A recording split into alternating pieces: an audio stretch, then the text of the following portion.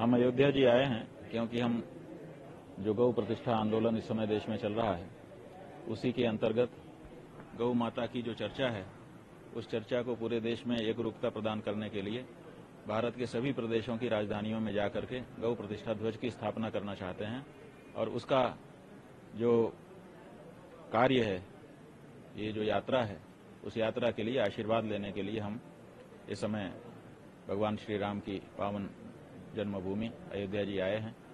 कल प्रातःकाल यहाँ हमें दर्शन पूजन करके संतों से चर्चा करके क्षीरेश्वर महादेव का अभिषेक करके मध्याह्न में 12 बजे अभिजित मुहूर्त में हम रामकोट की परिक्रमा करेंगे, भगवान की जन्मभूमि को प्रणाम करके आशीर्वाद प्राप्त करेंगे और गौ ध्वज की स्थापना करेंगे और इसके बाद यहाँ से हम यात्रा आरंभ करके निकल जाएंगे। उद्देश्य क्या रहेगा? उद्देश्य बताया ना कि पूरे देश में जो गाय का मामला है, हर प्रदेश में अलग अलग कानून गाय के बारे में बनाया जा रहा है। कुछ प्रदेशों में गाय के बारे में 10 साल तक की सजा का प्रावधान है, कुछ में 2 साल की, कुछ में 3 साल की, कुछ में 6 महीने की, कुछ में बिल्कुल नहीं और कुछ में तो विरोधी वातावरण है। तो एक देश कैसे माना जाएगा जब एक मामले में हर प्रदेश की भावना ही अलग अलग है। तो इसलिए हमारा ये कहना है कि पूरे देश में गाय की चर्चा आरंभ होनी चाहिए और उसी के लिए जो बहुसंख्यक लोग यहाँ पर निवास करते हैं उनकी भावना हर प्रदेश में जानी चाहिए और लोगों को इस बात का पता चलना चाहिए कि बहुत सारे लोग जो बहुसंख्यक हैं उनकी ये भावना है और इसीलिए इसको कानूनी जामा भी पहनाना चाहिए और इस बारे में प्रयास भी करना चाहिए। दर्शन का क्या कार्यक्रम रहेगा? आप हनुमानगढ़ी जाएंगे, रामलला जाएंगे? हम आज सायंकाल ही 5 बजे यहाँ से रामहर्षणम से निकलेंगे और पहले हनुमान जी जाएंगे हनुमानगढ़ी में, वहाँ दर्शन करेंगे। फिर वहाँ से जो हमारे पुराने प्रेमी रहे हैं ज्ञानदास जी, वहीं पर हनुमानगढ़ी में ही वो हैं, उनका स्वास्थ्य देखेंगे। उसके बाद हम कनक भवन जाएंगे। कनक भवन वो स्थान है जहाँ पर वशिष्ठ गद्दी के जो महंत जी थे वो कभी दर्शन करने नहीं जाते थे। तो लोगों ने उनसे पूछा कि आप दर्शन करने क्यों नहीं जाते हैं?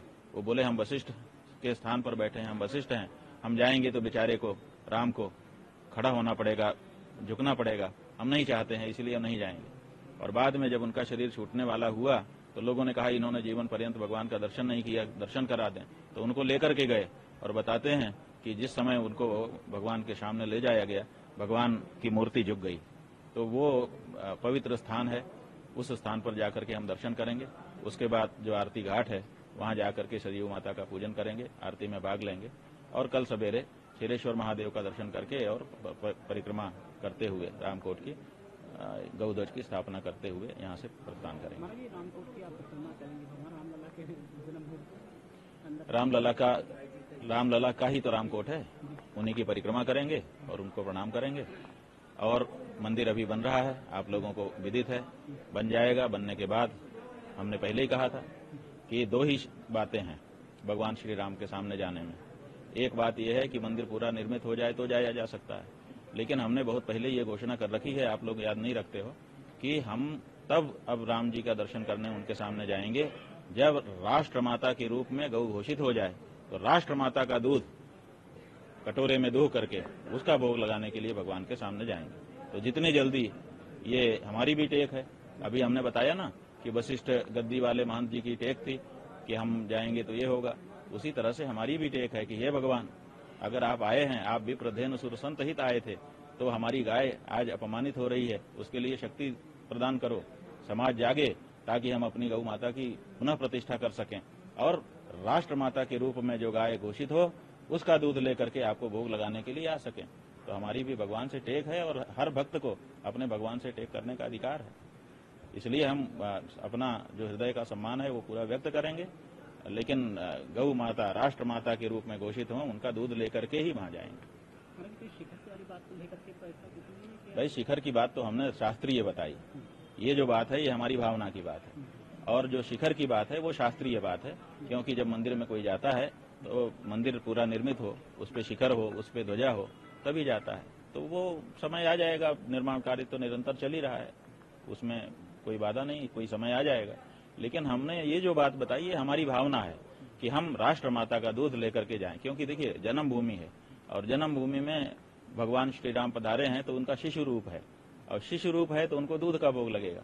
अब दूध जो है जो हम पी रहे हैं वही भगवान को, तो हम चाहते हैं कि राष्ट्र माता का दूध लेकर के उनके सामने जाएं भगवान का आशीर्वाद भरपूर मिले कि हाँ कुछ करके आया बच्चा मेरा। अंतिम सवाल महाराज ये है, तिरुपति बालाजी का मामला जो सामने आ रहा है, उसमें मांस है, चर्बी है, शुअर की चर्बी है, गौ की चर्बी है, क्या कहना है? इस तरीके से मामला सामने आए, गंभीर मामला है। गंभीर माने बहुत गंभीर मामला है ये। जब जो हम हिंदू लोग हैं, हमारे पास और क्या है? एक चीज है पवित्रता हमारी। उस पवित्रता को खंडित करने का प्रयास जाने कब से हो रहा है। पुराने जमाने में भी यही होता था कि कुएं में मांस डाल दिया जाता था और कहा जाता था कि अब आप लोगों ने मांस वाला पानी पी लिया, इसलिए अब आप लोग पवित्र नहीं रह गए, इसलिए अब आपको हिंदू धर्म से निकल करके हमारे धर्म में आ जाना चाहिए। तो ये बहुत पुराने समय से होता चला आया है। इस तरह की कोशिशें पहले भी होती रही हैं, लेकिन ये बड़ा मामला है क्योंकि तिरुपति जैसे स्थान में जहां पर कि करोड़ों लोग जुड़े हुए हैं और करोड़ों लोगों की आस्था को चोट पहुंचाने का और उनकी पवित्रता को खंडित करने का ये प्रयास किया गया है। इसलिए ये कोई सामान्य मामला नहीं है, दुर्लभ मामला है और इसमें तत्काल जांच होकर के तत्काल दोषी को सामने लाया जाना चाहिए और उसको कठोर दंड दिया जाना चाहिए। और साथ ही साथ धर्माचार्यों को अब अपना दायित्व संभाल करके वहां पे खड़े हो जाना चाहिए। सरकार जो है वो भोग राग नहीं देखेगी, सरकार जो है वो धार्मिक परंपराएं नहीं निभाएगी।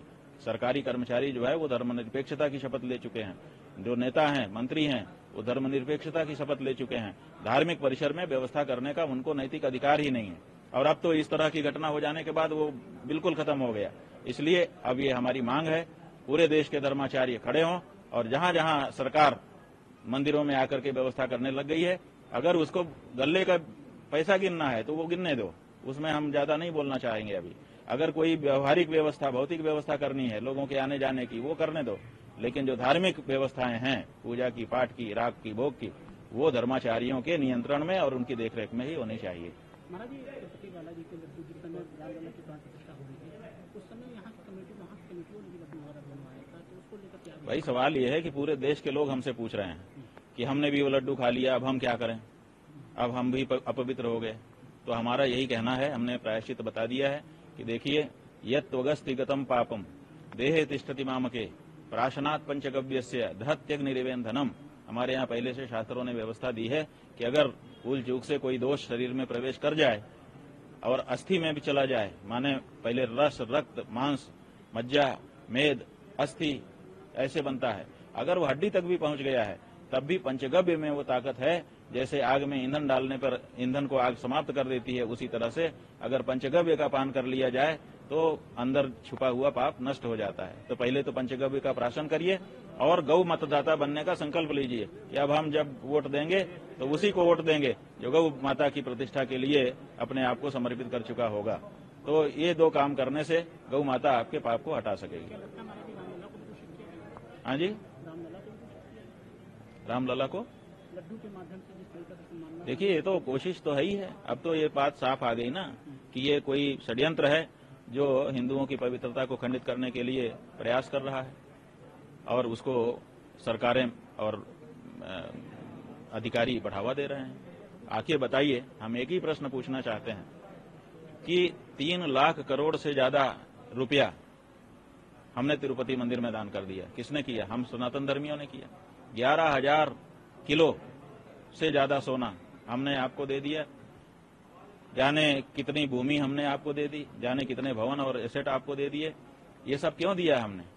इसलिए कि जब भगवान का भोग बनाना हो तो आप जो है खरीद करके बाजार का घी लाओ।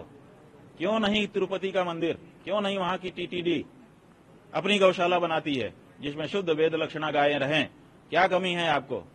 आप उनको रखिए, जितनी संख्या की जरूरत हो उतनी संख्या में रखिए और उनका दूध हो, उससे घी निकाला जाए और उस घी से भगवान का लड्डू बने और पूरे देश में वितरित हो। आपके पास सामर्थ्य होते हुए भी अगर आप नहीं करते हैं तो बहुत बड़ा दोष ये होता है। इसलिए हमारी ये मांग है कि अब तिरुपति के खजाने को गौ रक्षा के लिए खोलना पड़ेगा।